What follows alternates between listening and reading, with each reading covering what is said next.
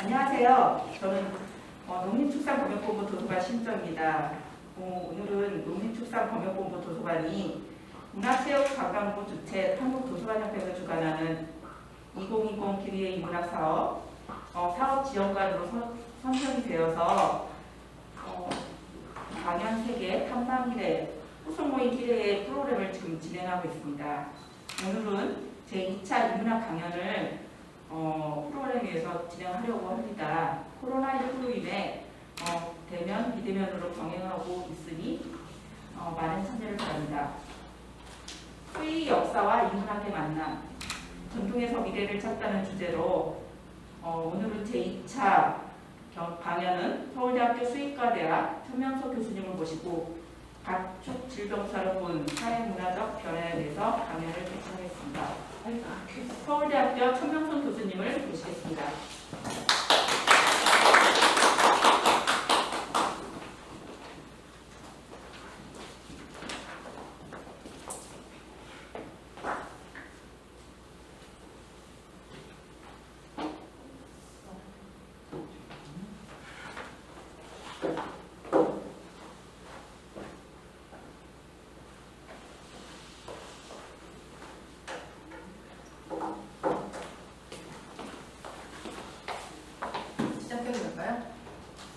안녕하세요. 전 소개를 받은 서울대학교 수의과대학 수의인문사회학 교실의 천명선이라고 합니다.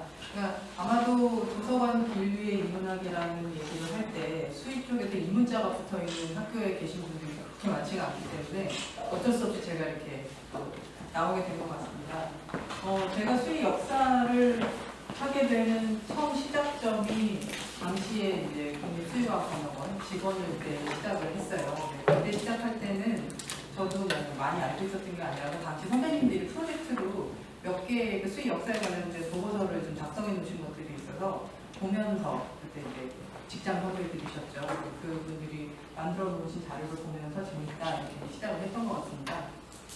그러다 보니 어쩌다 여기까지 왔는데 수의과대학의 수의인문사회학 교실이 만들어진 것은 2017년이기 때문에 얼마 되지가 않습니다. 수의학 자체에서 그 인문학이라든가 사회학이라든가 이제 이런 문과 쪽 우리가 얘기하는 전공들하고 뭔가 융합을 하기 시작한 거는 우리뿐만이 아니라 세계적으로 그렇게 좀 최근의 일인 거죠. 그래서 지금 현재 수의인문사회학 연구자들이 네트워크를 만들어가지고 전 세계에서 이제 온라인으로 저희 컨퍼런스를 좀 하고 모이고 하는 일들이 막 시작되고 있는 단계예요.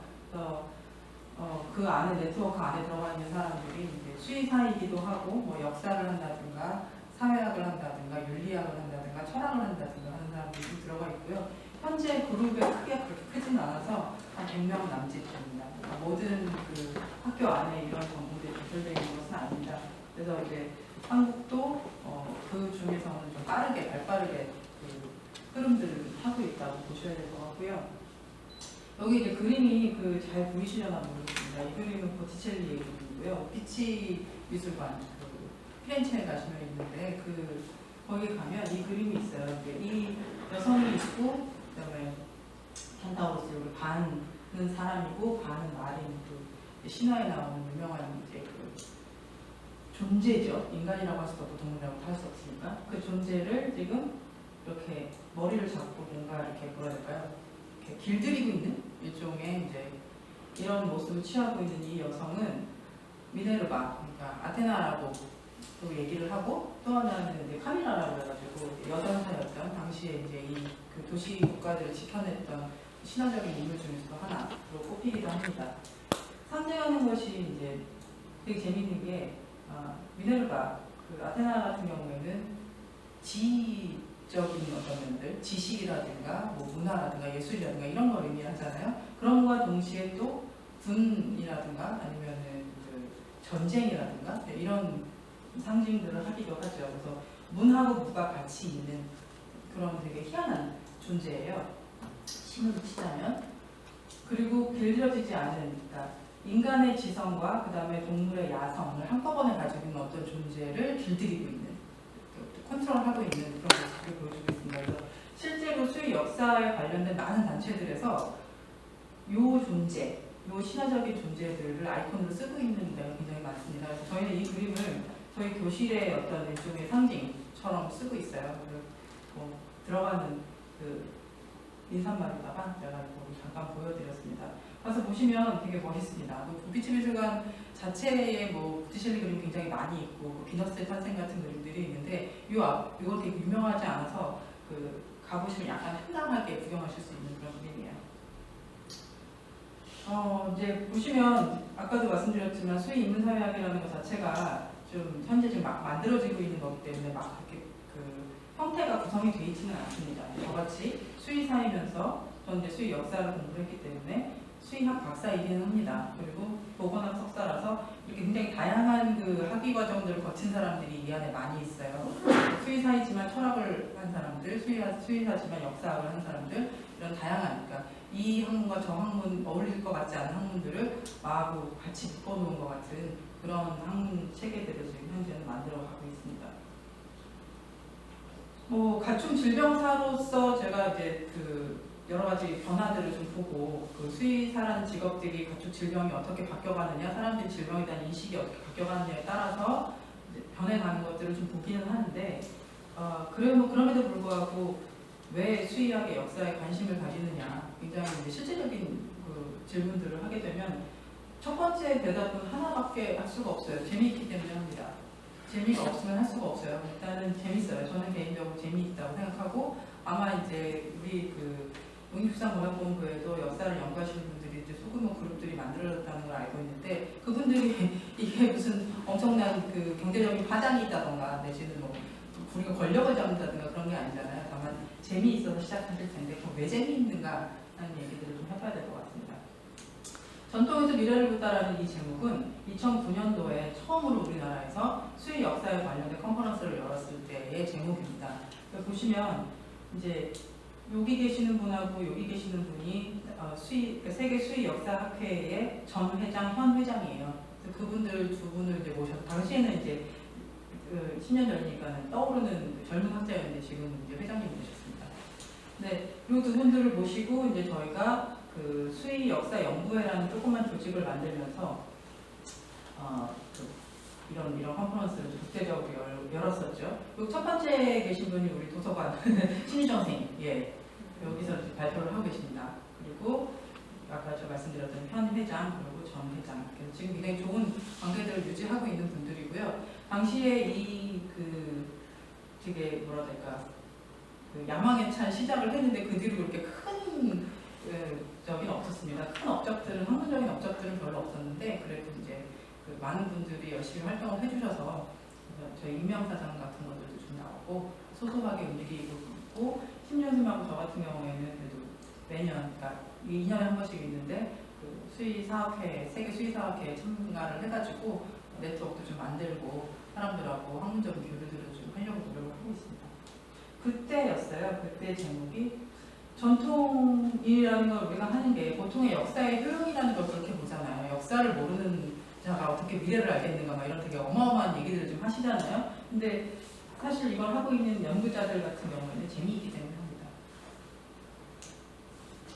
그래서 오늘 제가 말씀드릴 내용들은 역사적인 시각으로 볼 때 수의사라는 직업, 그 다음에 수의학의 발전이라고 우리가 볼 수 있는 것, 그리고 이 발전에 기여하는 사람들, 그 다음에 수의학과 사회와 관계가 어떤 역사적인 맥락을 우리가 좀 봐야 되는가 하는 세 가지 테마로 말씀을 드릴 거고요. 특별히 무슨 서론이 있고 결론이 있지 않습니다. 그냥 제가 생각하고 있는 것들을 이렇게 쓱 말씀드리는 그런 시간이 될 것 같습니다.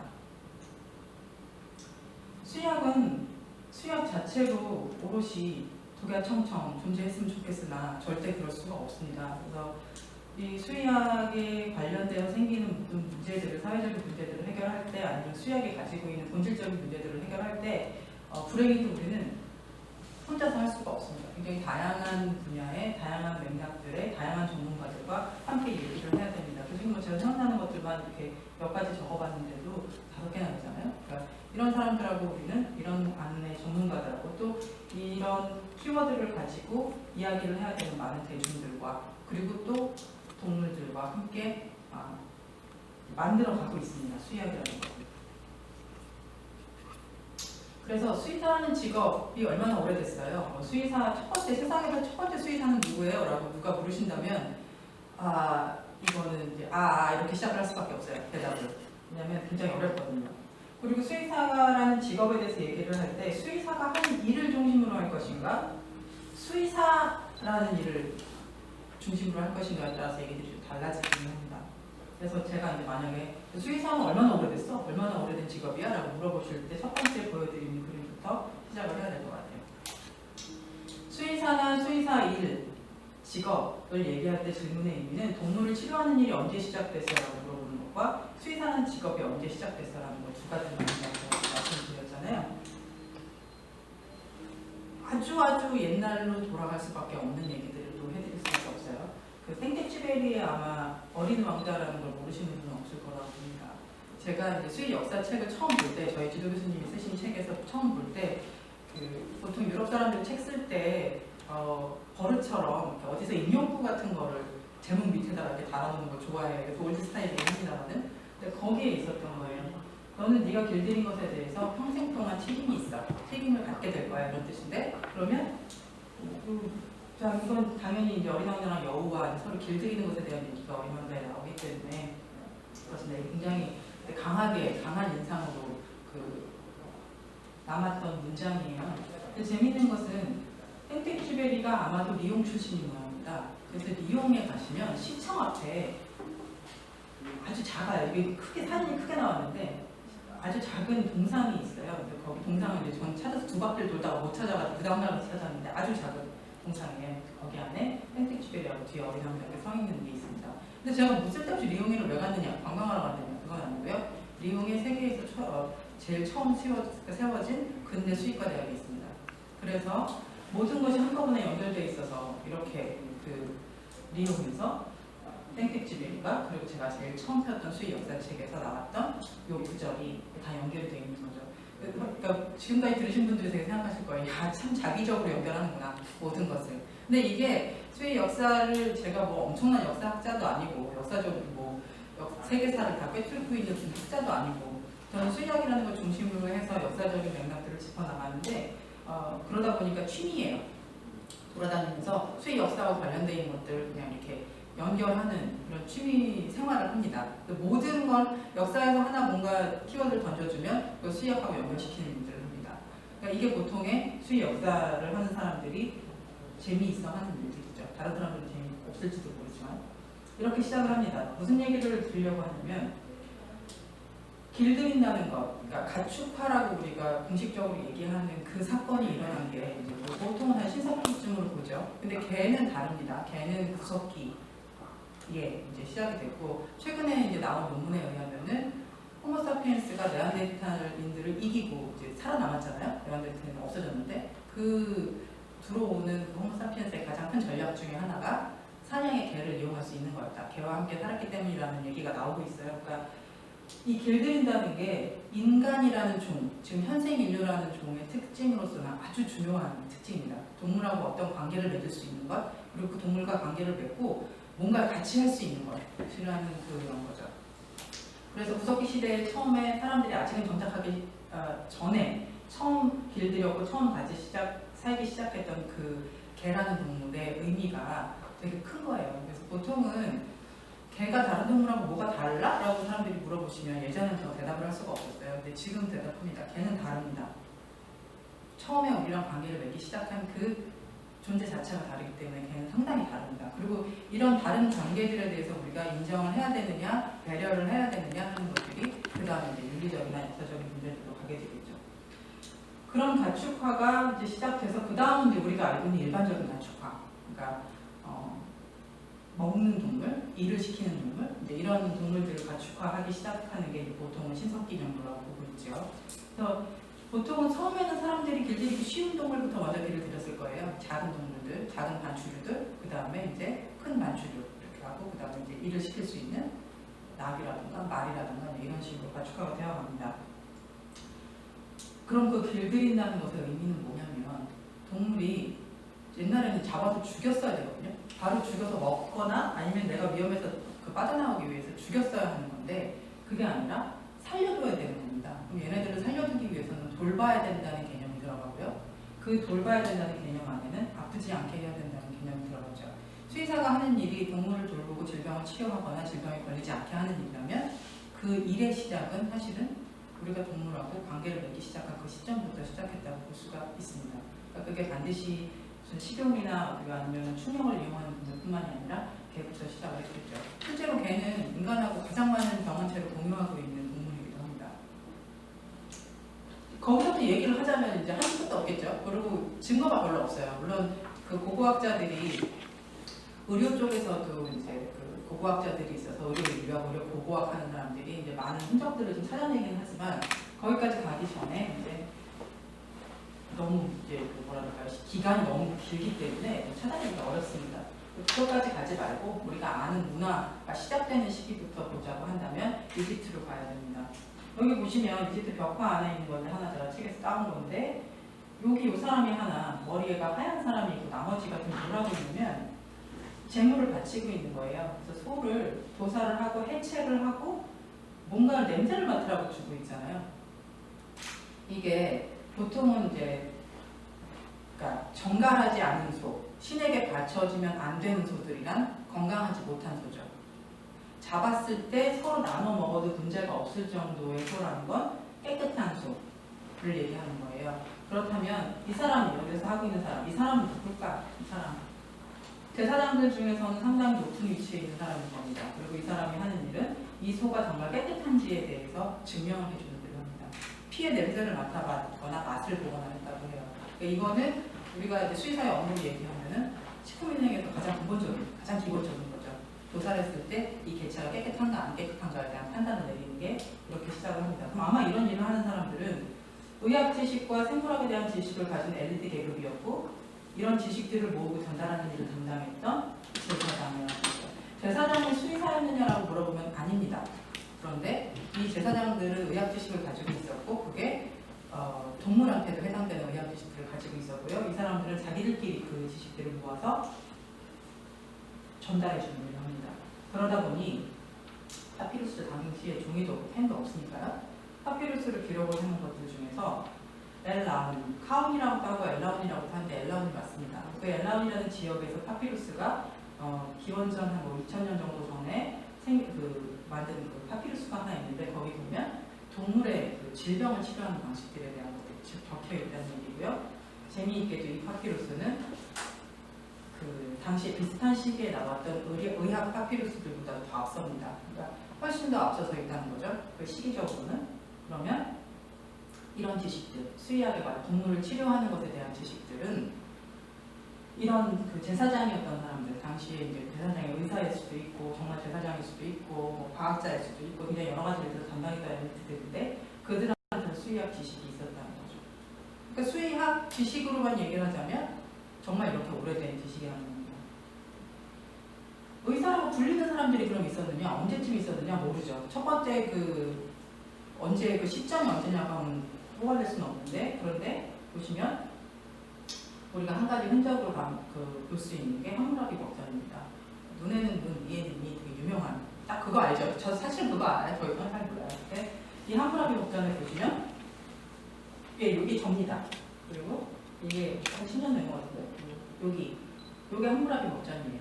보통은 함무라비 법전이 종이로 되어 있어 같이 생각하지만 당시엔 종이가 없죠. 이 사람들 쐐기문자 쓰는 사람들이니까 이렇게 돼 있어요. 그 중에 이 조그만 기둥에다가 빽빽하게 이제 다 써놨는데 그 중에 215조에서 223조까지는 사람의 의료 행위에 대한 수가 내지는 의료 사고가 났을 때 어떻게 하는 건가에 대한 얘기들이 나와요. 근데 그 바로 다음 조 224조에 소와 나귀에 대한 의료 행위에 수가를 어떻게 할 것인가에 대한 얘기가 나옵니다.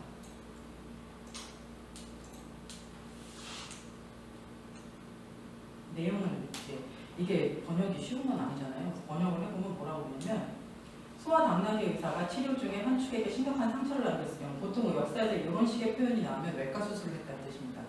그러면 그리고 이를 통해서 한 축이 치료되면 소아 당나귀 주인은 의사한테 치료비로 동물의 가격의 6분의 1을 지불하거나 이건 번역하는 거에 따라서 좀 다른데 6분의 1 세케를 지불해야 된다라고 얘기를 해요. 그리고 심각한 상처를 남겼을 때 수술을 했는데 한 축이 죽으면 의사는 소나 당나귀 주인에게 돈을값의 4분의 1을 지불해야 된다고 얘기하고 있어요. 즉 치료를 하면 돈을 받고요. 치료를 못하고 죽어서 의료 사고가 났을 경우에는 돈을 물어줘야 되는 거예요.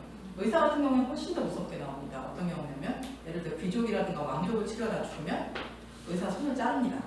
근데 수의사는 그 정도까지는 아니었으니까 약간 안심이 약간 되면서. 근데 그때 당시에 표현이 소의사와 당나귀 의사라고 표현을 하고 있어요. 당시에 의사라는 단어를 나타내는 말이 단어들이 몇 개가 있었는데 그 중에 아주라는 거하고 아쉬프라는 단어가 있습니다. 아주라는 단어를 쓸 때는 이런 일을 하는 사람들, 수술을 하거나 고약을 갖다 붙이거나 이런 우리가 보통 의사라고 부르는 사람들이고, 아쉬프라고 하는 사람들은 엑소시스트예요. 그러니까 당연히 당시에 의학이라는 게 이제 그 병이 들면 악마가 씌웠고 그 악마를 내쫓아야 되고 하는 주술적인 성격들이 없는 게 아니기 때문에 이런 일을 하는 사람들인데, 수의사를 나타내는 단어에는 이 단어를 씁니다. 그런가 하면 로마 시대에도 비슷한 이제 그 얘기들이 있어요. 우리가 지금 현재 수의사라고 부르는 그런 단어들이 있는 건 아닌데, 보시면 디오클레티아누스 황제가 최고 과격령이라는 것을 내려서 서비스가 됐던 물품이 됐던 그러니까 어느 가격 이상으로는 못 받는 제도들을 만듭니다. 이 제도는 뭐 우리도 얼마 전에 있었긴 했었죠. 근데 이제 이런 제도들이 늘 새로운 건 없으니까요. 역사에 이미 있었다는 얘기예요. 4세기에. 근데 거기에 보면은 수의사 서비스에 대한 가격을 언급하는 게 나옵니다. 그리고 거기에 있는 수의사들은 루더메디시나라고 해서, 그러니까 보통의 해방노예들, 그러니까 당시 그리스인들이 의사나 가정교사로 일하면서, 그러니까 노예는 노예인데 해방노예 수준, 그러니까 자유로운 노예들, 월급을 받거나 주인한테는 거의 집사 정도 수준으로 일을 하는 노예들이 있었고, 그런 사람들 중에 특별히 말을 다루는 사람들, 동물을 다루는 사람들도 좀 있었던 모양입니다. 이렇게 부르는 얘기가 나오고요. 그 밖에도 그 비슷한 시대의 묘비명 같은 것들을 보면 이 사람이 무슨 직업을 하다 죽었어 이런 게 나오는데, 거기 보면 대개는 수의사라는 단어가 있는 게 아니라 어떤 동물의 의사, 어떤 동물의 의사, 어떤 동물의 의사라고 해서 종마다 종을 다루는 어떤 의사라고 해서 표현해 주는 것들이 나옵니다. 그래서 수의사라는 직업들이 지금처럼 우리가 모든 종을 한꺼번에 다 배우고 졸업해서 뭔가를 하는 사람들로 있지는 않았었어요. 그러나 다양한 동물들을 다루는 걸 있었겠죠. 그렇다고 해서 뭐 수송용 동물을 다루는 의사가 가축을 다루지 않았는 게 같은 거잖아요. 그 가축을 다루는 사람이 말을 안 다루면 그런 건 아니겠죠. 그러니까 이게 딱 나눠져서 우리처럼 지금 분야가 나눠져 있는 게 아니고 자기의 특수 분야들의 이름을 붙여서 그 사람의 어떤 의사라고 불러준다는 겁니다. 동양권에서는 그럼 어땠느냐? 저건 이제 서양에서 이제 그 4대 문명 쪽으로 보자면 서양에서는 4대 문명 중에 제일 빠른 데가 이집트하고 메소포타미아에서 간 거잖아요. 우리 쪽에서는 이제 중국이 있죠. 중국 쪽에서 보면 조금 더 오래전으로 올라갑니다. 이미 이제 제도들이 아주 잘 만들어졌기 때문에 주례에 보면 의료에 관련돼서 관직명들이 나옵니다. 주례라는 건 주나라의 그 관직명이라든가 공무원들의 일들을 쭉 정리하는 거죠. 예랑. 그러면 뭐라고 나오냐면 의사 중에는 양의와 지리와 시리와 수의가 있는데, 그 중에 수의라고 하는 사람들이 하는 일들은 동물 돌보고 치료하고 동물의 상처를 치료하고 전체적으로 그러니까 대개 동물의 질병들을 치료하는 사람이야라는 얘기가 나옵니다. 그래서 그때 나온 이 수의가 지금 우리가 수의학과 뭐가 수의 어쩌고라고 붙었을 때 나오는 이 단어가 이때부터 시작되는 겁니다. 물론 주례라는 책이 기원전 1200년에 쓰여진 것이 아니라 한나라 정도에 왔을 때 쓰여졌다는 얘기들이 많이 있기 때문에 그래도 저 정도까지는 수의라고 부르는 관직명이 있었다는 얘기고, 저 관직명은 삼국시대, 고려시대, 조선시대까지 다 그대로 올라옵니다. 그 기원이 어디냐고 하면 주례입니다. 그래서 이거는 거의 변하지 않은 상태로 이 수의라는 단어가 동양 문화권에서는 계속 살아남아서 끝까지 와요. 그렇게 보면 우리도 수의라는 직업이 아주 오래된 거죠. 근데 이거는 이제 물론 관직명이기 때문에 일상 사람들, 그러니까 보통 사람들의 가축을 치료해주는 그런 의사들을 뭐라고 불렀는지는 잘 모르겠어요. 그럼 당연히 동네 사람들이 뭐 마의라고 부르기도 하고, 말 치료하면 소 치료하는 사람들은 우의라고 부르고 그랬겠죠. 그러다가 실제로 지금 현재 우리가 얘기하는 식의 수의사, 근대적인 의미의 수의사라는 게 시작되는 것은 아까도 말씀드렸던 그 리옹입니다. 1761년에 리옹의 최초의 근대 수의학교가 설립이 되고요. 목적은 두 개였습니다.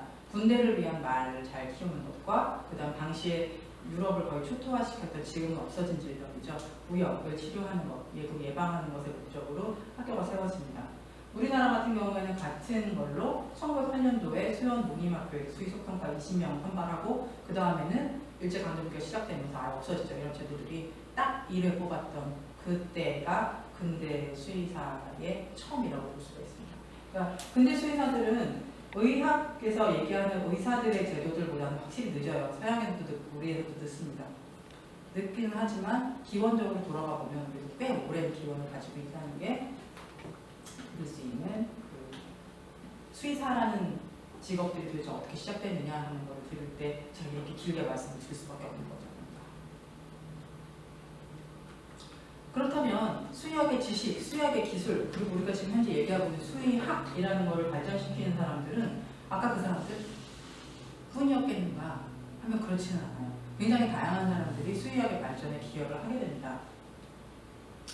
첫 번째 볼 수 있는 게 자연철학자에서 제일 유명한 사람이죠. 모든 학문의 기초이신 우리의 아리스토텔레스 선생부터 시작을 하게 됩니다. 이 양반의 원래의 그 책들, 원래 생물에 되게 관심이 많아요. 생물에 대한 책들을 여러 개를 썼는데 당연히 자연철학자니까 우주와 생물이 어떻게 돌아가는지에 대한 궁금증들을 풀어보려고 했을 텐데 생물에 대한 이 사람의 연구는 관찰하고 분류하고 기록하는 겁니다. 그래서 아주 많은 종류의 동물들을 관찰하고 분류하고 기록합니다. 얘네들이 어떻게 살고 어떻게 새끼를 낳고 어떻게 키우고 어떻게 먹고 뭐 이런 것들에 대한 얘기들을 계속 하게 됩니다.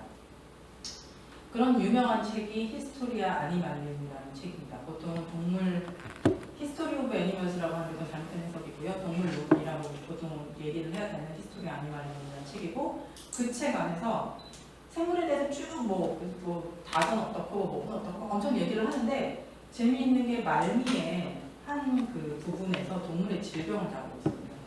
그 동물의 질병은 어떤 동물이냐면 돼지나 개나 소나 말이나 낙타 질병까지도 뭐 엄청 많지는 않은데 그 질병들을 이렇게 다룹니다. 그럼 이 사람이 수의사였느냐? 절대 아니죠. 동물을 치료했느냐? 절대 아닐 거라고 봅니다. 아마도 했으면 해부 정도 하지 않았을까? 아마 치료하는 거는 그럼 어디서 얻었을까? 자료를 많이 모으는 사람이에요. 모아서 정리하는 사람이기 때문에 당시에 있었던 수의술의 지식들을 모아서 정리했을 거라고는 생각이 듭니다. 예를 하나 보시면 돼지질병인데요.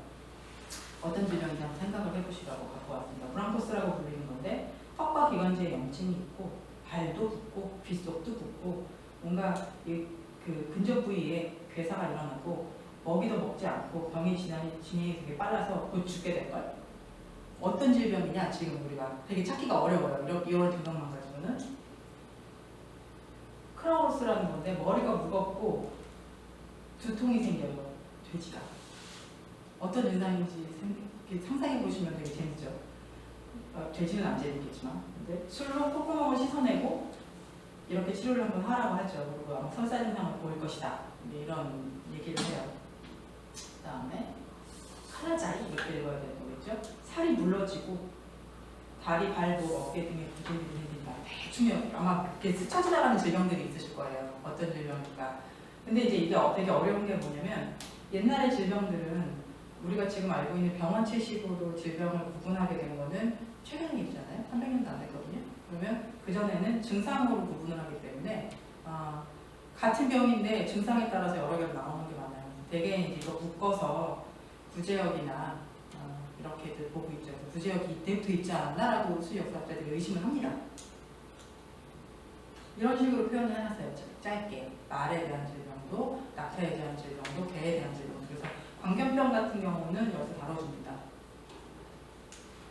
그럼 이 의사가 아니었던 아리스토텔레스도 동물 질병에 대해서 기여를 좀 했단 말이에요. 저 아리스토텔레스가 써놓은 저 책이 나중에 그대로 이슬람으로 넘어가서 이슬람에서 의학정전들을 쓸 때 동물에 대한 파트들을 저걸 그대로 베껴서 쓰는 경우도 있거든요. 그러니까 계속 연결돼서 이제 전달이 되어 오는 겁니다.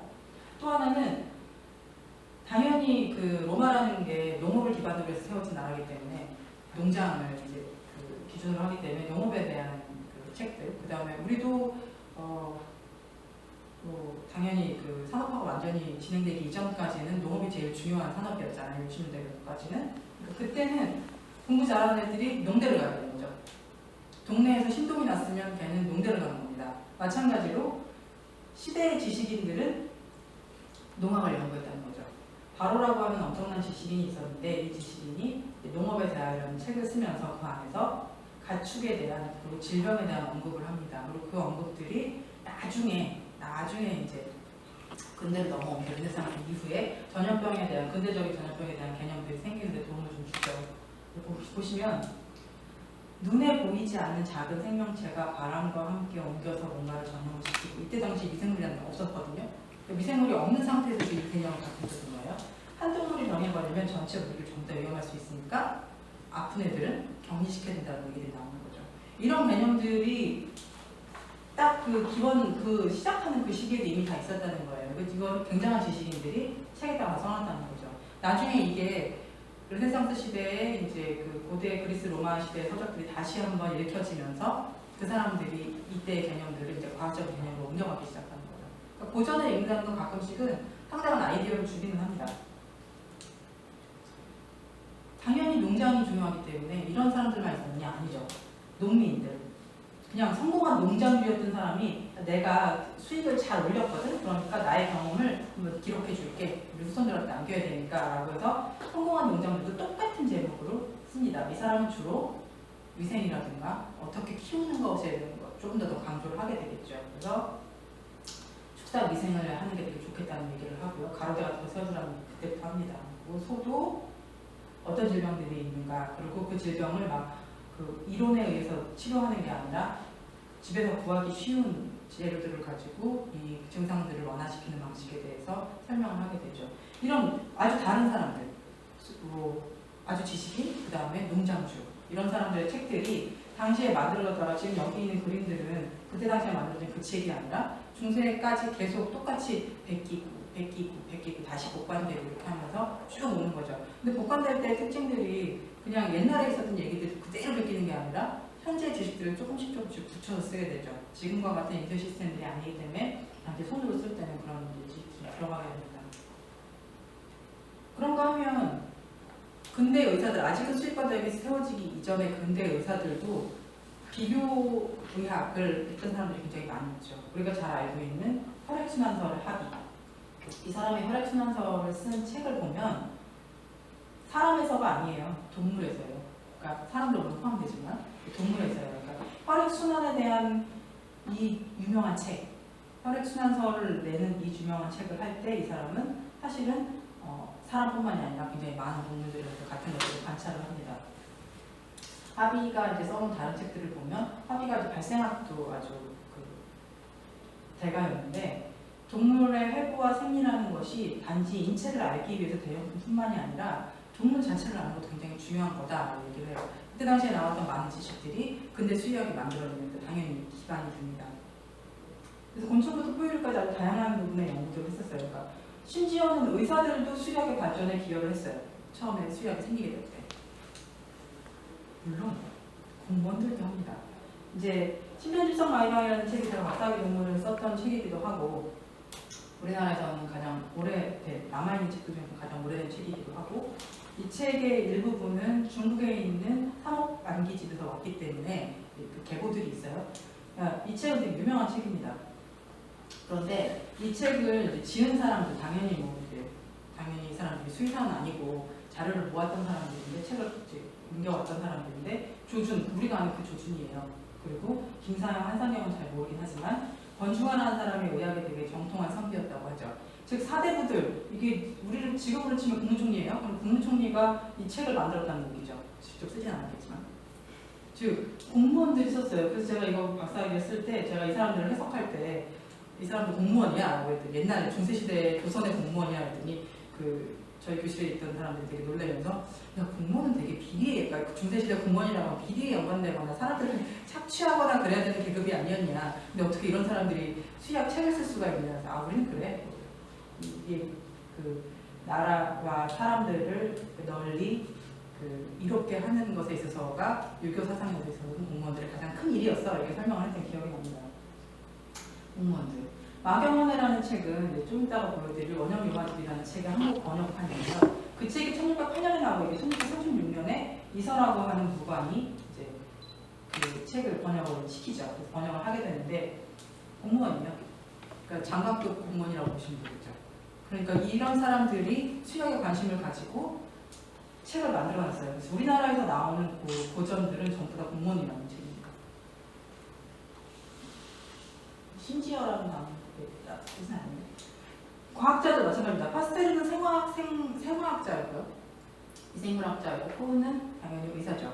이 사람들이 처음에 했던 백신들을 만드는 작업들을 보면 그 다음에 이제 코우 같은 경우는 당연히 그 어떤 병원체가 어떤 질병의 원인이 됩니다 라고 해서 우리가 지금 현재 알고 있는 그 전염병에 관련된 모든 이론들을 정립한 사람인데, 그러면 이 사람들이 했던 연구들을 전부 다 인수공통 전염병 병원체 아니면 동물에서 시작합니다. 그러니까 자기네들은 인간을 이렇게 하기 위해서 만들긴 했겠으나 이게 그 유명한 그 파스텔의 그 탄저 백신 실험이에요. 그 언론도 다 불러놓고 했던 어마어마한 실험이죠. 그래서 100%가 나온 백신을 맞은 애들은 100% 안 걸리고 백신을 안 맞은 애들은 100% 탄저였대. 이런 실험을 했지요. 근데 파스텔가 언론에 불러놓고 하는 실험을 하는 사람이 있었습니다. 그것도 병원체의 원인론, 그러니까 병원체를 가지고 원인론을 얘기할 때 처음에 나왔던 그 탄저균 논문입니다. 이런 식으로 이때 당시에 사람들이, 과학자들이 병인론을 만들 때 있어서 가장 중요한 질병들은 동물 질병이었어요. 당연히 사람 갖고 실험할 수는 없으니까, 물론 뭐 광역병 같은 경우는 사람이 왁지의 대상자가 되기도 했었지만, 여튼 가장 중요한 질병으로 동물 질병을 씁니다. 그러니까 이 사람들이 전부 다 초기에 수의학이 발전하는 데 있어서 어마어마하게 도움을 준 사람들이죠. 자기들이 수의사가 아니었음에도 불구하고. 물론 수의사들도 있습니다. 루다우스루프스라고 하는 사람이 있고, 말의학에 대하여 라는 책인데, 이건 이제 중세에 나온 책이고요. 한 12, 13세기 정도에 나왔다고 보고, 신성로마 제국의 황제였던 프리드리히 2세의 말 주치의였어요. 그 사람이 그렇게 막 호화로운 걸 좋아하는 황제는 아니었는데 말 이런 걸 좋아했습니다. 그 당시에 따라다니던 수의사였던, 궁중에서 상당히 높은 지위까지 올라갔던 수의사, 이런 사람들도 책을 씁니다. 자기의 경험과 자기의 지식들을 모아서. 아까 말씀드렸던 마경원의 원초가 된 책, 지금도 나와요. 이건 영어로도 번역됐습니다. 현재는 원형융화집 같은 경우에는 유본원, 유본형이라는 형제 수의사가 쓴 책입니다. 그냥 자기네가 막 지어 쓴 게 아니라 당시까지 있던 모든 수의학 책들을 전부 다 집대성에서 한꺼번에 집어넣어서 책을 만들게 됩니다. 즉 이렇게 수의사들이 만든 책들도 있죠. 그러니까 수의학이라는 지식들과 기술들을 발전시켜 오는 데 있어서 우리가 딱 수의사만 볼 거야, 그럼 이 사람들 책 두 개만 보면 되겠죠. 제가 소개시켜드린 거에서는. 근데 그렇지가 않다는 거예요. 아주 많은 직업과 아주 많은 지식인과, 혹은 지식인이 아니더라도 산업 현장에 있는 사람들과의 도움들을 받아서 수의학 지식들이 발전해 온다는 겁니다. 그렇다면 수의사라는 직업이 어느 정도부터 옛날부터 있었던 직업이고, 수의사의 지식이라는 것은 아주 많은 사람들이 같이 발전을 시켜왔다면, 그럼 지금 현재 우리가 얘기해야 되는 것들은 무엇인가? 또 다른 문제들을 얘기할 게 혹시 있을까? 역사적인 맥락으로 라는 걸 보여드리기 위해서 사회라는 단어를 좀 가지고 왔습니다. 보통 사람들이 수의학의 발전, 어느 나라에서의 수의학의 수준들을 얘기할 때 어떤 얘기를 하냐면, 질병을 얼마나 잘 잡아내고 그 잡아낸 질병들을 치료하거나 혹은 예방할 수 있는, 예를 들어 백신이라든가 뭐 이런 것들 만들어내고, 그리고 없는 상태로 그대로 유지하게 만드는 것들이 수의학의 발전이라고 보여되죠. 그래서 보통 뭐 수의학의 수준을 본다고 말하기는 좀 어렵지만, 그래도 질병이 얼마나 발생하고 있는지, 얼마나 그 질병에 대해서 진단 기술을 가지고 있는지, 이런 게 되게 중요한 그 지표가 됩니다. 얼마나 많은 수의사의 숫자가 있는지, 이런 것들이 보통의 그 나라의 수의학 수준을 얘기할 때 있어서의 지표들이 되겠죠. 그럼 수의학의 발전이라는 건 이렇게 인지할 수 있고, 기술적인 발전을 통해서 질병을 제거하고 통제할 수 있게 되면 수의학은 목적을 다 이룬 것인가? 그래서 우리가 그것을 수의학의 발전이라고 할 것인가? 라고 생각을 해봐야 되는 거예요. 진짜 그런 거예요. 그럼 여러분들은 성공했는가? 우리가 만약에 아프리카 돼지열병을 못 잡으면 우리는 실패한 것이고, 잡으면 성공한 것인가? 그게 다른가? 보통의 수의학이라는 건, 동물이라는 건, 사회 안에서 동물이라는 것은 사람하고 연결되어 있습니다. 사람하고 전혀 연결되어 있지 않은 동물들, 예를 들어서 멧돼지 같은 것들 야생동물, 비둘기 같은 거 야생동물들, 고라니나 노루 같은 게 야생동물이라고 하지만 걔네들도 사람하고 연관이 되어 있습니다. 왜냐하면 우리가 살고 있는 우리의 이 지역의 생태계를 이루는 한 요소들이고요. 얘네들은 우리가 생물 자원이라고 부르고요. 만약에 얘네들의 삶에, 얘네들의 생태에 문제가 생겼을 때 그 밖에 교란되는 굉장히 많은 생태계에 대한 얘기들이 있습니다. 그리고 어떨 때는 사람들이 잘못해서 아니면 사람들이 무지해서 얘네들의 숫자들이 늘어나기도 하고 줄어들기도 하는데 영향을 주기도 하고 질병이 늘어나고 줄어드는데 영향을 주기도 합니다. 보통 우리가 원해스라고 얘기하는 개념들에 해당되는 거죠. 그렇다면 이런 다양한 동물들에 대한 돌봄이 확장되는 것을 우리가 수학 발전이라고 볼 것인가? 아니면 우리가 동물을 끝장 이용할 수 있는 그 모든 효율을 다 높이는 것을 수의학의 발전이라고 볼 것인가? 질병에 안 걸리고요, 우유를 많이 생산하고요, 고기를 어마어마하게 생산하고요, 빨리 크고요, 병에 안 걸리고요, 이런 애들을 만들어내는 것이냐? 도대체 뭔가? 수의학의 근본적인 목적이라는 게 뭔가? 라는 걸 계속 생각할 수밖에 없는 거죠. 수의학은 그래서 매우 어렵습니다. 또 하나는 동물과 인간 관계에 대한 건데 아마 이제 예전에는 없었던 제가 국립수의과학원에서 공부할 때 없었던 새롭게 만들어진 그 과가 있죠. 동물보호과라는 거. 없었던 개념의 동물들이 생겼고 동물보호법이라는 거는 예전에는 뭐 7개 정도 조항밖에 없었던 게 지금은 막 20몇 개가 쫙 생겼어요. 3배 정도 되면서 동물에 대한 정의들이 막 들어오고 예전에는 법적으로 동물이 아니었던 것들이 지금은 막 동물이 되어 있죠. 그럼 그때 당시에 걔네들이 존재하지 않았느냐? 그때와 지금의 걔네들의 생물학적인 특성이 다르냐? 똑같아요. 그럼에도 불구하고 왜 얘네들은 지금은 법적인 보호를 받고 있고 그때는 법적인 보호를 받지 않았는가? 이런 거를 생각해보면 이 도대체 30년 동안 무슨 동물보호법이 생겼던 1990년대 후반부터 지금까지 무슨 일이 있었나? 30년 동안 이런 생각을 하게 되죠. 그러다 보니 동물하고 인간의 관계라는 것이 우리가 보통 얘기하는 굉장히 보편적이고 상식적인 관계들로 얘기할 수 있는 부분들도 있고요. 우리가 모든 문화권에서 동물을 학대하는 건 다 나쁜 놈이거든요. 그러면 그런 아주 굉장히 보편적이고 상식적인 관계들. 그러나 인간이 동물을 사용하는 것들, 이용하는 것들은, 먹는 것들은 인정이 되어 왔었던 보편적인 일들이라는 거죠. 그리고 동물을 죽이는 거하고 사람을 죽이는 거하고 무게가 당연히 있죠. 그런 것에 대한 보편적인 상식적인 관계들. 이냐 아니면 저 바깥에 있는 들개와 우리 집 안방에 있는 개는 종은 같습니다. 그런데 걔네들은 하나는 들개로 나랑 만난 적도 없고 내가 길거리 가다 만나면 무서워야 되는 종류의 개고요. 하나는 우리 집에서 우리 가족처럼 나랑 물고 빨고 하면서 살고 있는 개란 말이에요. 그럼 걔네들은 같은 생물종임에도 불구하고 다르죠. 그러면 이런 굉장히 상대적이고 비결정적인 관계들까지도 우리가 다 인정하거나 파악을 해야 되거나 우리의 서비스를 제공하는 데 있어서 고려해야 되는 대상인가 라고 생각하면 더 복잡해지는 겁니다. 문제들이. 그리고 그런 관계들은 어떻게 변하는가 그런 생각을 해봐야 되겠죠. 문화권마다 동물들의 지위가 다르다는 얘기들을 많이 합니다. 그래서 서양은 원래 동물들을 중요하게 생각하니까 서양 사람들은 동물에 대한 이 기준이 높아서 우리를 괴롭히는 거야 라고 생각하는 경우도 있고요. 이에 따라서 동물들에 대한 태도들이 다르게 나타나는 건 되게 당연하다고 생각해요. 그 동물들의 그 지위들이 다르기 때문에. 그리고 거기에 따라서 수의학도 그 지위에 따라서 봉사를 해야 된다고 생각을 하는 거죠. 근데 이것도 진짜 맞느냐? 문화권마다 동물들의 지위가 정말로 다 다르냐? 아니면 정말 보편적이고 상식적인 어떤 관계들이 있고 거기에 아주 개별적이고 상대적이고 비결정적인 관계들이 따로 있는 것이냐? 이거를 구분해보기는 상당히 어렵습니다. 그리고 그러면 이거를 다 판단하기 위해서 우리는 뭘 알아야 되는가? 역사적인 맥락이라는 게 그래서 조금 중요합니다. 보시면 이게 이제 앵그램이라고 구글에서 이제 그 문서에서 이 단어들이 얼마나 언급되는가에 대한 걸 연도별로 표시해주는 그래프인데요. 보시면은 잘 안 보이실지 모르겠는데 빨간 게 컴패니언 애니멀이고요. 파란 게 펫 애니멀입니다. 물론 애니멀을 빼고 펫만 쳤을 때는 좀 또 다른 영상들이 보이긴 합니다. 근데 이 두 가지만 제가 좀 상대적으로 비교하기 위해서 본 거고요. 여기에 이 문서의 숫자가 너무나 작기 때문에 뭐 그렇게까지 저기 하지 않지만 일단 보시면 60년대 이후로 컴패니언 애니멀이라는 단어들이 급격하게 늘어나고 있고요. 펫 애니멀이라는 단어는 계속 그냥 이 1800년대부터 조금 생겼다가 이 정도 생겨서 지금은 컴패니언이랑 애니멀이라는 단어가 펫 애니멀이라는 단어보다 두 가지 같이 썼을 때 연결해서 썼을 때 굉장히 많은 비율들을 보여주고 있는 거죠.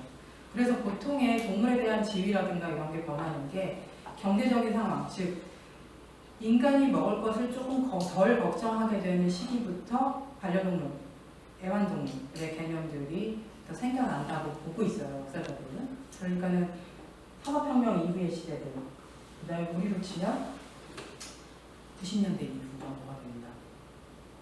그때부터가 우리가 생각하는 지금 현재의 반려동물 분야나 산업 같은 것들이 급격한 변화를 봤다는 거죠. 근데 여기서도 저는 또 물어보고 싶은 게 있는 거예요. 그러면 이때의 동물과 이때의 동물은 다른가? 생물학적으로 안 다르다고 제가 아까 말씀드렸잖아요. 그러면 이때 우리가 동물에게 가지고 있는 굉장히 보편적이고 상식적인 가치와 지금의 동물에게 가지고 있는 보편적이고 상식적인 그 태도라든가 인식이 다른가? 그렇게 보기도 사실은 상당히 어렵습니다. 그럼에도 불구하고 제도들이 바뀌었고요. 그 다음에 개별적이고 특별한 관계들이 많이 생겨났어요. 그리고 그 개별적이고 특별한 관계들이 보편성을 얻어가고 있는 지금 단계들이거든요. 그러니까 계속 바뀌고 있는 겁니다. 그 바뀌는 게 근본적인 게 변하지 않았더라도 개별적인 것들로도 큰 흐름을 바꿔갈 수가 있다는 걸 보여드리는 거고요. 또 하나는 동물들이 실제로 우리가 보이지 않는 곳으로 동물에 대한 많은 것들이 숨는다는 얘기를 해드리는 겁니다. 예전에는 그러니까 아마 이제 저도 그런 나이는 아닌데요. 마을에서 마을잔치가 있으면 돼지를 잡죠. 그래서 돼지를 잡고 다 나눠 먹고 이렇게 했습니다. 돼지를 잘 잡는 분이 계셔요. 마을에. 이런 식으로 그 마을 자체에서 돼지를 도살하는 방식이 있었고 그거를 어린애서부터 노인까지 다 봤단 말이에요. 근데 지금은 그렇지 않죠. 이게 런던에 있는 지금 한 시장인데요. 여기가 아마 스미스 필드 겁니다. 네, 스미스 필드 마켓인데 지금은 가시면 관광지죠. 이렇게 예쁘게 보냈어요. 그런데 예전에 이랬다고요. 이때 설명한 거 보면 소똥하고 소피 같은 게 널브러져 있고 여기저기서 동물들이 소리 지르는 소리 나고 난리가 벼락이 났다. 그래서 아주 도시에서 살 수가 없다고 불평들을 했었어요. 그런데 이게 보시면 1855년이라고 100년 정도 지나고 나면 이런 게 생기는 거죠.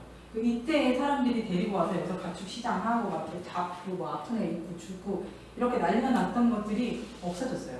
다 어디로 갔냐면 교회로 빠져나가서 완전히 벽으로 쳐진 도살장으로 다 들어갔습니다. 가축을 키우고 가축을 도시로 데리고 와서 잡거나 내가 먹을 소를 내가 보고 제가 곧 죽을 거라는 걸 아는 사태는 없어졌어요.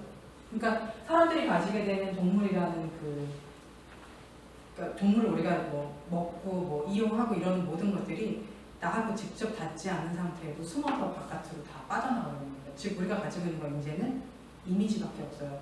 여기는 그래도 이제 수의사분들이 계시니까 학교 때부터 도살하는 곳, 동물을 키우는 곳, 그다음에 닭을 키우는 곳, 닭을 잡는 곳에 가봤을 가능성이 굉장히 큽니다. 그런데 그렇지 않은 굉장히 많은 사람들은 몰라요. 동물이 어떤 식으로 질병에 걸리고 어떻게 죽게 되는지에 대해서 몰라요. 그렇기 때문에 이 사람들이 살처분에 대한 게 뉴스에 났을 때 어떻게 충격을 받는 거죠. 아, 내가 먹고 내가 이용하고 이렇게 하는 삼겹살이 저렇게 생각되는 거구나. 그리고 저게 만약에 질병에 걸려서 저렇게 죽는구나라는 걸 알았을 때 이 낭만적인 도시민들의 충격. 그것까지도 수의학이 그러면 고려를 해야 하는가? 그럴 거라는 것에 대해서. 왜냐하면 수의학이라는 거는 사회에서 필요로 하고 있는 요구들을 다 받아들여야 되고 그런 기술들을 만들어야 되고 그런 정책들을 만들어야 되고 그런 제도들을 만드는 데 있어서 전문가로서 활동을 해야 되는데 사람들은 지금 현재 동물을 너무 모르고 있는데 그러면 우리는 이걸 어떻게 할 것인가? 굉장히 많은 것들이 사실은 동물 질병하고 얽혀서 얘기가 돼야 합니다. 이건 이제 제가 지난번에 했던 그 과제에서 연구를 했던 것들인데 사실 환경하고 숙주하고 병원체라는 이 기본적인 이 관계는 우리가 당연히 전염병에 대해서 조금이라도 배운 사람은 다 알고 있는 얘기죠. 이거는 당연히 굉장히 과학적이고 절대적인 어떤 뭔가가 있는 것 같이 증거로 딱 얘기를 하면 절대적일 것 같잖아요. 그런데 실제로는 아주 많은 영향을 받습니다. 사회적으로.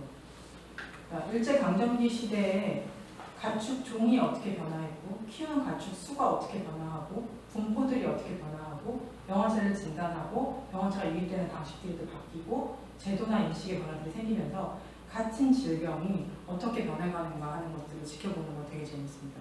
즉 사람들의 인식에 따라서 과학은 변하지 않을 수도 있는데 사람들의 인식에 따라서 질병 자체가 아예 다른 질병으로 바뀌게 되는 거죠. 그러면 우리는 그 질병을 예방하고 치료하고 그러니까 없는 상태를 유지해야 되는 사람들은 이걸 다 모르는 상태에서는 제대로 일을 하기가 어려워진다는 거죠. 즉 수의사가 굉장히 희한하게도 아주 많은 걸 알아야 되는 거예요. 맥락들을 이해하고 그래야 사람들을 설득하고 이해시키고 같이 동조해야 됩니다. 왜냐하면 수의사는 아주 작은 그룹이고요. 수의사가 세상을 구하기는 매우 어렵습니다. 하고 이 사람들의 도움을 받고 우리가 하는 일을 이해시켜야 되는 거거든요. 그런 거 할 때 우리가 동 떨어져서 못한다는 거죠. 그러면 이런 여러 가지 일들을 배경들을 알아야만 제대로 일을 할 수가 있는 겁니다. 그래서 수의학과 수의사에 대해서 역사를 연구한다는 게 아까 제가 재미라고 말씀을 드렸지만 어려운 거죠. 예. 재미로만 할 수 있는 건 아니라는 결론이 나게 되는 거죠. 내신마로서 제가 몇 가지를 더 이제 말씀을 드리면서 정리를 좀 해볼 겁니다. 수의 역사를 연구한다는 게 무엇을 연구하느냐, 그 다음에 왜 연구하느냐, 그 두 가지 질문들을 계속 해야 될 것 같아요. 내가 지금 현재 가지고 있는 상황은 무엇인가, 그리고 그 질병을 둘러싸고 있는 어떤 일들이 벌어지는가라는 얘기들을 좀 해야 되고, 그 다음에 내가 왜 이걸 파악하고자 하는가, 질병을 잘 치료하고 좋은 백신을 만들기 위해서, 아니면 이 좋은 잘 만든 백신들을 사람들이 잘 이용하고 효과를 보게 하기 위해서 목적들이 있겠죠. 그 목적들을 둘러싸고 있는 맥락들을 이해를 해야 되고, 그러기 위해서는 역사적인 방식들이 가장 좋습니다. 왜냐하면 이야기거든요. 이 안에는 사람들도 있고 전문가들도 있고 동물도 있고 되게 여러 가지 이야기들이 같이 들어가 있기 때문에 이 이야기를 파악하는 게 저는 중요하다고 생각을 합니다. 그래서 지금 제가 이제 막 되게 빠르게 정리를 하면서 얘기를 드리고, 사실은 조금 이제 그 중간중간에 단어들을 좀 얘기를 들어서 제가 연결해서 말씀을 드려야 되는데 그거를 못하는 바람에 빨리 막 달려왔습니다. 근데 아마도 수의 역사를 연구를 해서 거기서 이제 의미를 뽑아내는 것들에 대해서 제가 질문의 얘기를 조금 더 이제 시간이 조금 더 있어서 말씀을 드리자면, 세상에서 우리는 어떤 식으로 트레이닝을 받아왔냐면 답을 내는 트레이닝을 받아왔습니다. 그러니까 어떤 질병이 발생했으니 이 질병을 막으세요. 그러면 어떻게 하면 막을까요? 라는 것에 대한 계속 답을 내고 싶어 했어요. 그래서 질문이 뭔지를 별로 생각을 안 해봤습니다. 그러니까 이게 어떤 질병인지, 예를 들어서 지금 현재 뭐 약간은 그 분쟁이 있었던, 사람들의 분쟁이 아니라 논쟁이 있었던 그러니까 아프리카 돼지열병 같은 것들을 생각해보면 우리는 이 질병이 어떤 질병이라고 수의사들은 생각하고 있냐면 외부에서 침략해서 들어온 질병이고 멧돼지가 옮기는 질병이라고 생각하고 있는 거죠 지금. 그러니까 수의사의 머릿속에, 수의사의 맥락 속에 이 질병은 이렇게 돼 있어요. 그런데 그게 동물을 만나보지 않은 굉장히 많은 사람들한테 어떻게 이해되고 있는가 라는 거는 별로 생각을 안 해봤죠. 그러니까 답답한 거예요. 우리가 멧돼지를 잡고 이 질병이 퍼지면 굉장히 위험하고 폐사율이 높기 때문에 백신도 없고 아무것도 없기 때문에 얘들을 막아야 되는데, 그러면 이 사람들이 이 질병을 어떻게 생각하는지에 대해서 같이 이해하는 게 아니라 일단 왜 이해를 못하지? 이렇게 수의사들하고 보통 온라인에서 싸움 붙은 거 보면 그래요. 왜 이해를 못하지? 이런 비과학적인 얘기를 하다니 라고 가는 거죠. 근데 그렇게 가면 설득하기가 매우 어려워집니다. 그래서 질문을 할 때에 우리는 계속 결과를 가지고, 결과가 필요한 어떤 것을 가지고 질문을 하는 거 별로 중요하지 않아요. 질문 자체에다가 무엇을 담느냐고, 그 질문을 얼마나 세련되게 하느냐가 사실은 그 우리가 지금 현재 수의학을 어떻게 만들어 가느냐하고 포함이 될 것 같아요. 그러니까 발생률을 몇 % 낮추는 것은 어떻게 해야 돼? 라고 물어보는 게 정말 좋은 건지, 아니면 모든 사람들이 이해해서 방역에 들어가도록 하는 게 좋은 건지에 따라서는 할 수 있는 전략이 달라지는 거죠. 그 전까지 우리는 우리를 되게 과학자로서 만들어 왔어요. 우리의 이미지대로. 근데 그건 우리만 그런 게 아니라 의학도 마찬가지입니다. 최근에 이제 그 의사들이 사회에서 큰 무리를 일으켰죠.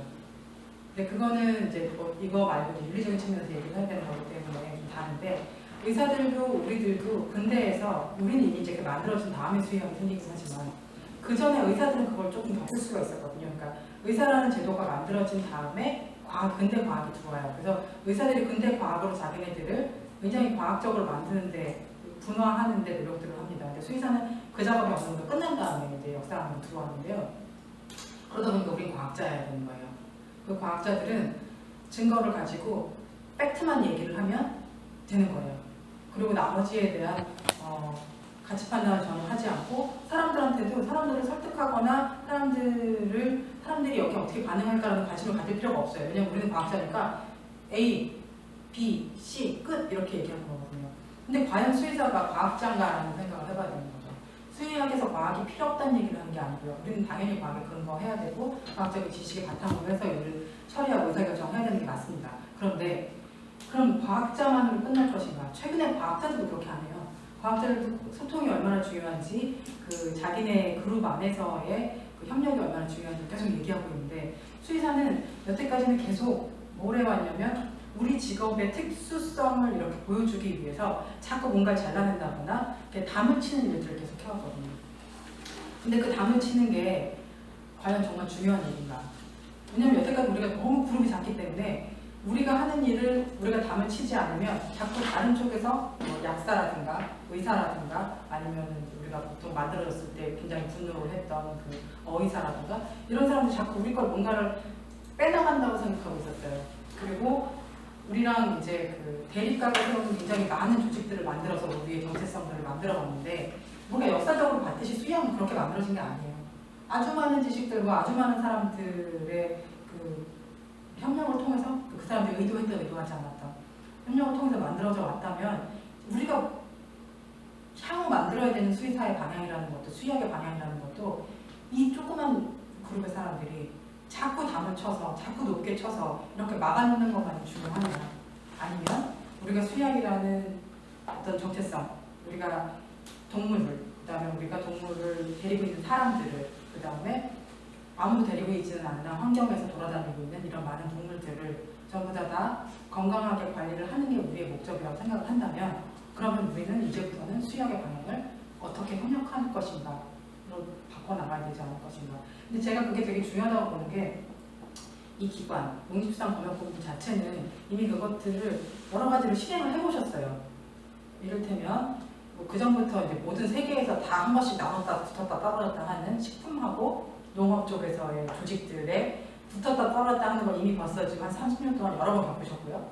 그리고 검역이라는 단어를 가지고 이제 식물 쪽 검역까지도 같이 들어오는 여러 가지 제도를 한번 실험을 해본 겁니다. 그러니까 수의학이 가지고 있는 많은 일들을 우리는 지금 국가기관으로서는 굉장히 중요한 의미를 가진 이 기관에서 여러 가지를 해보셨거든요. 그러니까 그 노하우들이 있으세요. 그리고 아까 말씀드렸지만 역사적으로 우리나라의 수의학에서의 흐름을 바꾸거나 지식을 모으거나 하는 건 공무원들이 했다고 말씀드렸잖아요. 조선시대부터. 그러면 지금은 아니어야 될 이유가 없는 거죠. 그런데 우리가 얼마나 방어적이고 얼마나 어떤 팩트에만, 사실은 그 팩트라는 건 늘 바뀐다는 게 또 과학의 또 원리 아니겠습니까? 근데 그거에만 집중을 해서 고립되는 것은 좋지 않다라는 게 제가 역사적으로 본, 그다음에 이제 그 융합 연구 같은 것들을 좀 하면서 다른 분들을 만나면서 이제 얻은 거고요. 그래서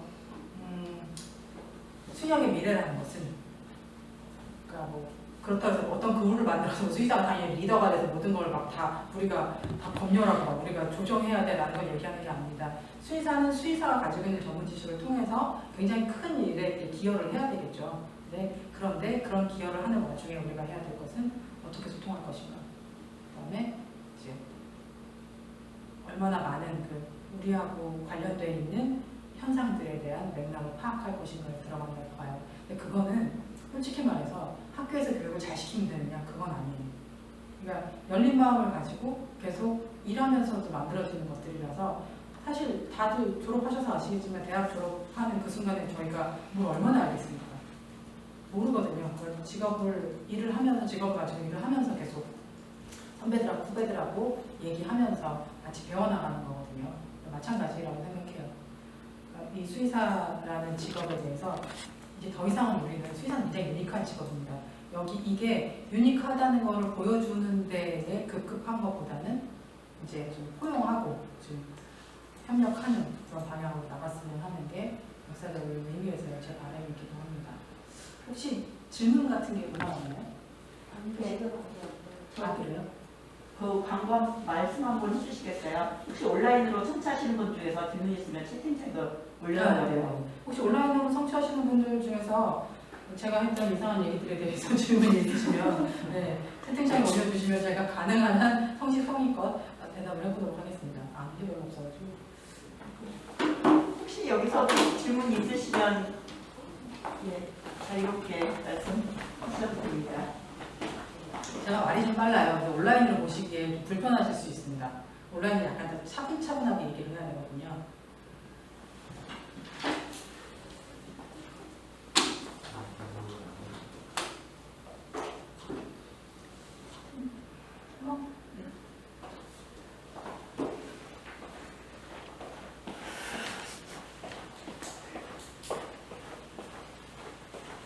그래도 생각보다 많은 분들이 들어주셨네요. 감사합니다. 그쪽 막간을 제가 예. 그 아까 그 통계가 하나 나온 게 있었는데 네. 그거 한번 띄워줘 보시면 구글에서 나왔던 네, 그거에 연결해 네. 그 보면은 제가 눈이 안 좋아서 보긴 하는데 0.00000 맞습니다. 몇이에요. 근데 지금 저 단어라고 하면은 굉장히 이제 관심이 전 세계적으로 많거든요. 그럼 저거에 모집단에 무슨 저기 있을 거 아니에요? 그럼 그거 혹시 그거는 구글에서 검색이 가능한 영어로 되어 있는 자료들입니다. 텍스트 자료들 전부 다. 저거는 구글에서 만든 일종의 툴이고요. 구글에서 접근 과정에서 검색 가능한 모든 문서들을 다 포함합니다. 그래서 여기 숫자가 이렇게 작은 거예요. 그러니까 보통 그래프 그리면 우리가 되게 강박적으로 통계적으로 막 저게 유의할까 내지는 막 이게 무슨 의미 있는 거일까라고 생각하시잖아요. 근데 거기서도 좀 내려놓으셔야 돼요. 그러니까 이 앵글에서 원하는 건 시간이 굉장히 오래 지나잖아요. 그러니까 텍스트로 지금 구글에서 검색할 수 있는 거니까 사실은 이 시대의 텍스트들은 저 시대의 텍스트보다 적겠죠. 그러니까 이런 걸 다 감안하시고 그거는 이해가 되는데 네. 지금 1800년대죠? 저쪽? 네. 1800년 2000년대면 굉장히 오랜 기간 동안 네. 그렇다고 하면은 저 숫자 중에 1이 넘는 일이 이제 양수일이 넘는 그런 저기가 나오는 것도 있나요? 단어들? 안 찾아봐서 잘 모르겠는데요. 제가 하는 단어들은 다 이 정도 나옵니다. 그래서 왜냐하면 이렇게까지 모든 사람들이 관심을 가지고 있는 단어는 아니라서. 근데 제가 아까 말씀드렸듯이 이건 단어를 어떻게 치느냐에 따라서 달라요. 애니멀을 빼고 펫만 치잖아요. 그럼 실제로는 컴패니언 애니멀의 숫자가 펫하고만 비교했을 때는 훨씬 낮습니다. 그러니까 아직은 펫이라는 단어가 더 많이 쓰이고 있는 것 같은 추세를 보여줘요. 근데 다만 제가 애니멀하고 묶었을 때 저렇게 보여진다는 걸 보여드립니다. 교수님, 제가 얼마 전에 다큐멘터리를 보니까 WHO인가 거기서 앞으로 세계의 지금 사는 인수공통 전염병이라는 거지. 예전에 이제 동물에서 사람과의 오감이 질병이 많이 발생되고 있는데 기존의 이렇게 의학과 또 수의학의 접점이 이루어져서 오렌스라는 게 너무 강한 것 같아요. 그런다면 수의학도 지금의 방향이 어떤 쪽의 방향으로 가야 하는 게 그런지 혹시 경례를 좀 듣고 싶어요. 네.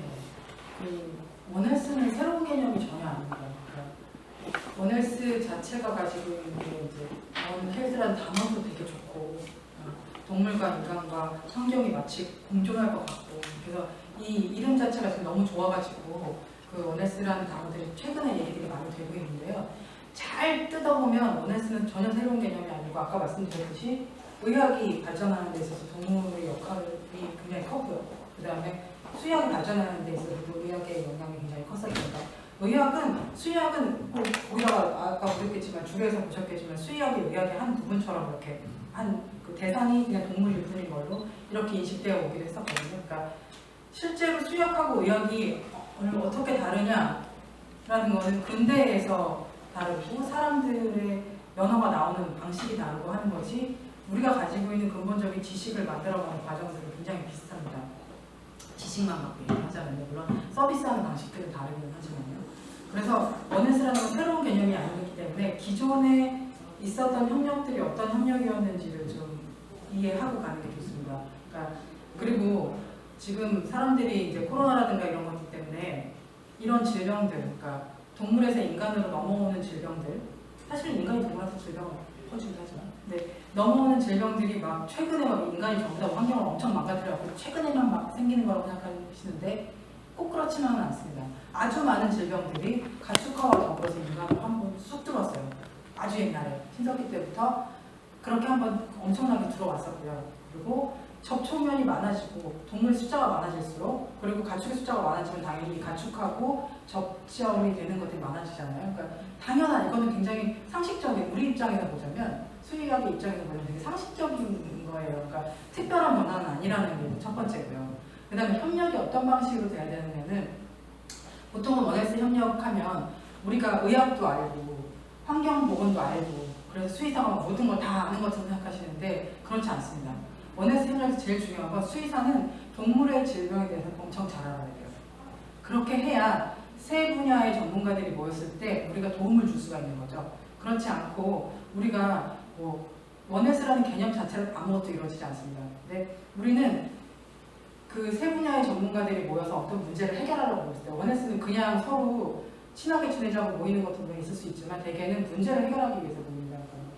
지금 현재는 원헬스에서 가장 중요하게 생각하고 있는 세 가지가 물론 바뀌겠지만 그러니까 최근까지는 그러니까 레이비스하고 박연병하고 그다음에 황급의 내성하고 이제 에이비안 인플루엔자잖아요. 동물 인플루엔자였다는 거죠. 이 세 가지를 주제를 놓고 이 세 부분에서 어떻게 정보를 공유하고 전문성을 공유할 것인가에 대해서 얘기를 하러 모이는 거잖아요. 그러니까 이 사람들이 모였을 때 우리가 동물에 대한 정보를 주는 게 중요한 거지 우리가 의학이나 환경에 대한 지식을 가지고 있는 게 중요한 건 아니라는 거죠. 그러니까 원헬스에서 제일 중요한 건 우리가 정말 우리 분야에 대해서 잘 알아야 되는 거예요.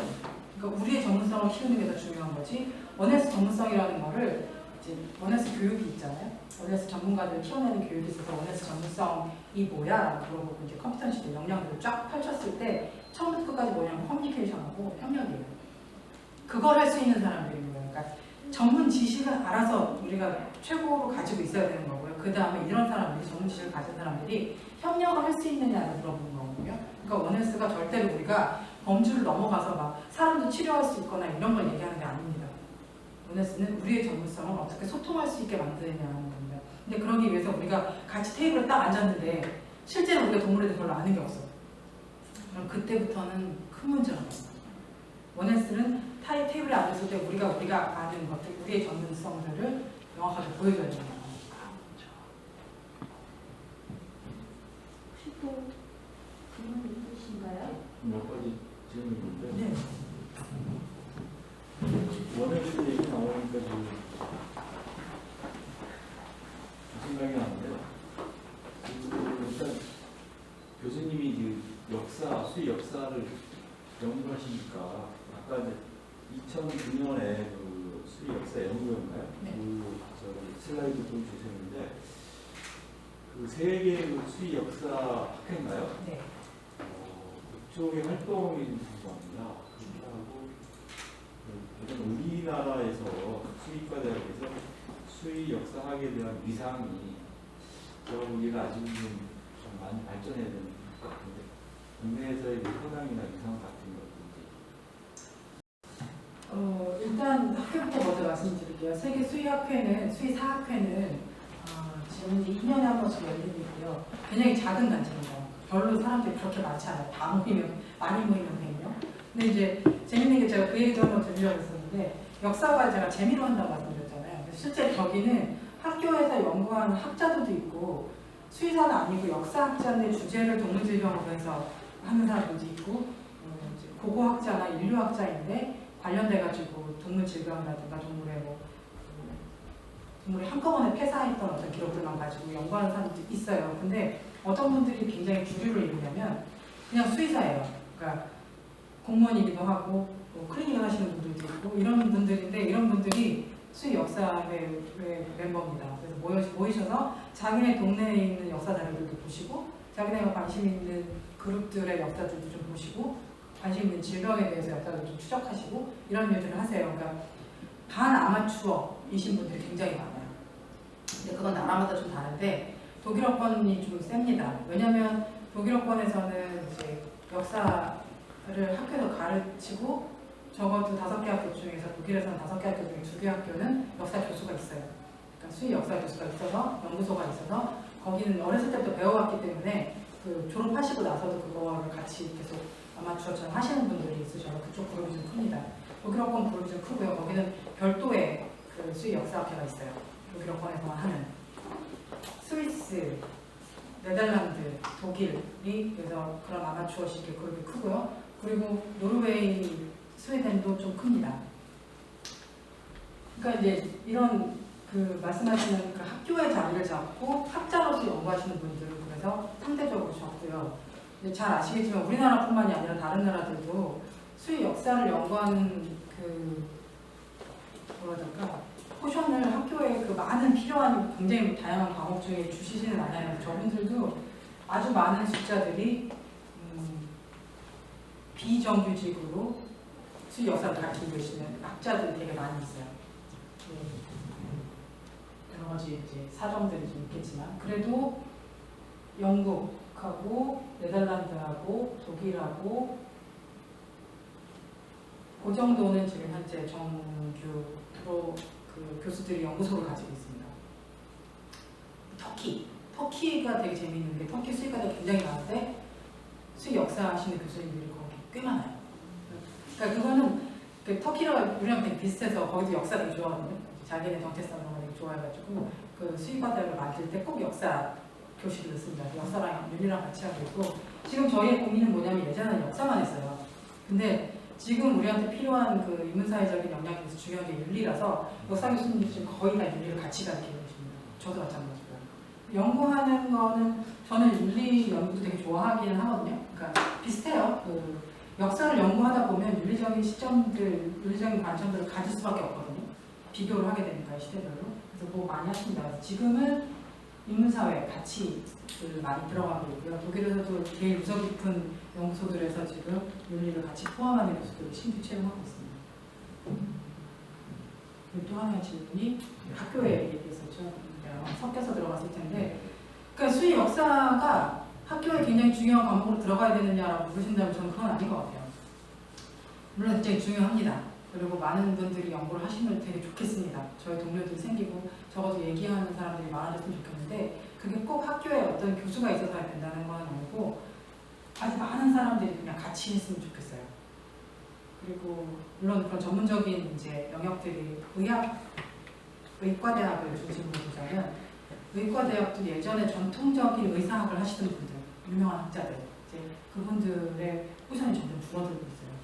그래서 거기도 마찬가지로 윤리라든가 인문사회학이라든가 벌려가지고 같이 이제 왜냐면 역사만 하나 딸랑 이렇게 배우는 게 무슨 의미가 있냐 이 역사를 배워서 수의사의 정체성들을 더 확립하게 되고 윤리적인 의식을 갖고 현재의 문제에 대해서 이해를 하게 되는 것들을 만약 목적으로 한다면 반드시 그게 역사 교실이어야 되느냐 하면 그건 아니거든요. 그래서 서울대는 그래도 있습니다. 의사학 교실이 있고 연대도 있긴 있는데 나머지 학교에서는 거의 다 지금 현재 의료인문학 아니면은 의학, 인문사회학 이런 식으로 바꿔서 조금 넓혀서 얘기들을 좀 많이 하고 있어서 수의대에서도 이런 흐름들이 좀 필요한 것 같아요. 우리한테 좀 필요한 커뮤니케이션이라든가 교육이라든가 윤리라든가 이런 것들을 같이 다뤄볼 수 있는 분야들이 좀 생기면 좋겠기는 하겠습니다. 네, 원장님 힘을 좀 실어주시면 되지 않을까요? 아마 다른 분들이 이어서 질문이 예. 지금 아까 말씀하시니까 그 의과대학 쪽에서도 연구를 하시는 것 같은데요. 그 교수님 그러면 그 의학 쪽의 역사나 이런 관계예요? 아니면 윤리하시는 분들하고 그 교류나 이런 건 있으신가요? 물론이죠. 네. 의사학회에는 저는 회원이고요. 그리고 거기다 논문을 내기도 하고, 예, 그 학회에 자주는 아니지만 참여 거기 이제 그 교수님들하고의 교류는 있습니다. 그럼 그 세계 그 수의 역사 학회인가 거기서도 의사도 이런 학회가 있나요? 의사 역사 학회. 당연히 있고요. 그리고 이제 여기 계신 분들 중에서 몇 분, 그러니까 지금 여기 말한 이제 그 외국 분들 같은 경우에는 아예 의학사 연구소에 계신 분들도 있어요. 그러니까 수의사인데 과학사나 의학사 연구소에 들어가 계신 분들도 있어요. 그러니까 특히 미국 같은 데는 역사 연구소가 없기 때문에 수의 역사 연구소 자체가 없기 때문에 거기서 연구하시는 학자들은 과학사나 의학사 쪽에 같이 계십니다.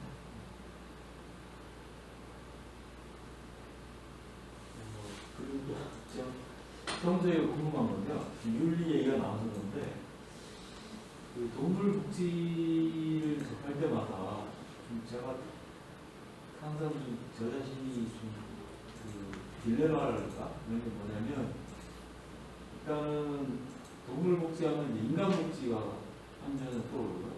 둘 중에 어디가 우선이냐 하면 이제 인간 복지인데 우리가 지금 사람 복지도 좀 잘 되지 않는데 동물 복지를 중시한다는 게 과연 어느 게 더 적절한가 그런 문제가 있고 그러니까 좀 그 가치의 우선순위 그런 게 좀 혼란스럽고요.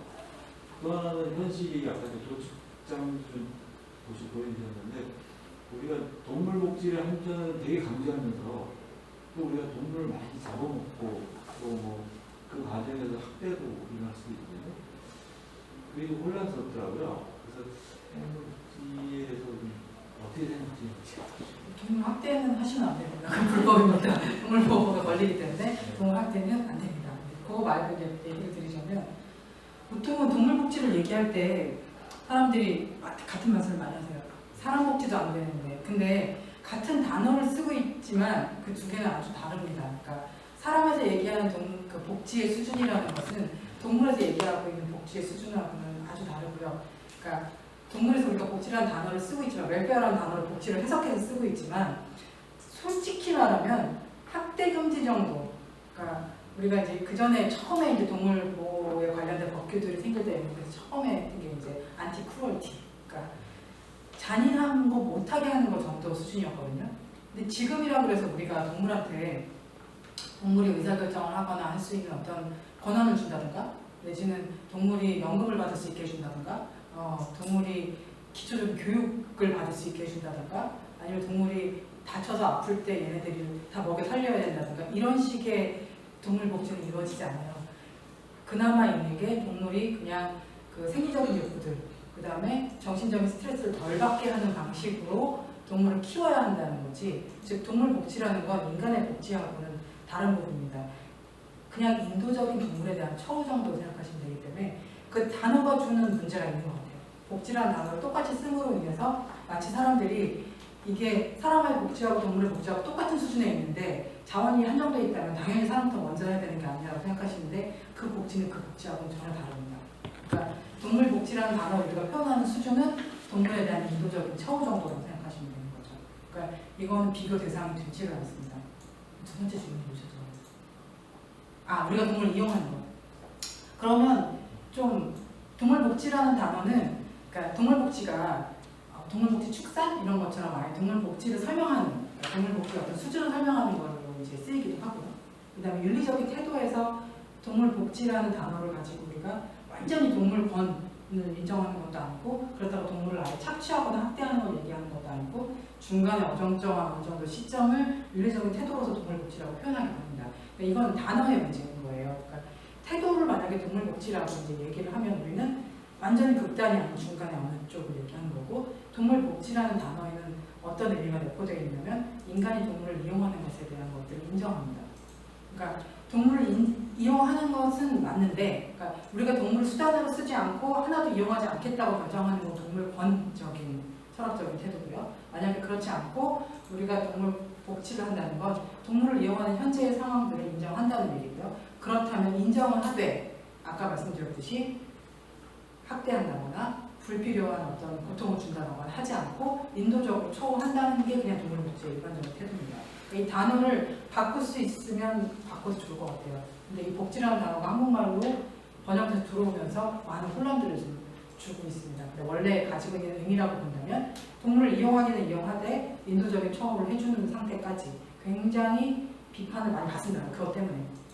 그러니까 동물 번쩍인 태도를 가지고 있는 사람들이 보기에는 저 어정쩡하게 중간에서 동물 이용할 건 다 하면서 자기네들의 양심의 가책은 덜 받으면서 그런 태도 아니야? 라고 비판을 받습니다. 그러니까 동물복지가 보통의 그냥 사람들이 생각하기에는 막 우리가 동물을 이용하는 것을 모든 것을 제한하면서 막 우리를 괴롭히는 것 같이 느껴지는데 그건 아니고 동물복지는 상당히 어정쩡한 태도를 취하고 있습니다. 원래. 단어를 뭐로 바꾸면 좋을까요? 네, 혹시 더 질문 있으신가요? 없습니다. 네, 그러면 이걸로 오늘 마치겠습니다. 감사합니다. 네.